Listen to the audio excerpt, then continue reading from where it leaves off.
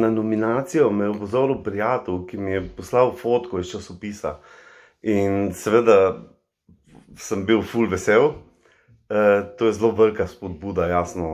Mislim, sploh sem bil vesel na nek način, oziroma presenečen, ker gre za eno tako temo, ki je izrazito svetovljanska, razpeta nekako med tem globalnim in lokalnim, tudi zelo osebnimi dogodki in doživljanji teh likov.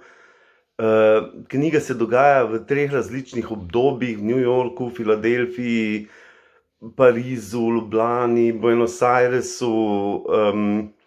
V njej nastopajo intelektualci, umetniki, ki se pogovarjajo o filozofiji, umetnosti, o konceptih,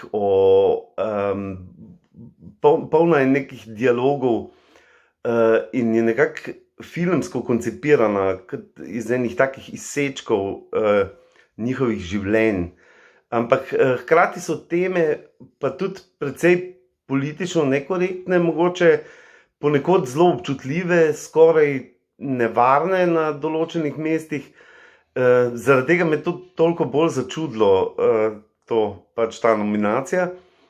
In seveda tudi razveselilo in se zelo zahvaljujem vsem, ki so prispevali k temu, da je roman izšel.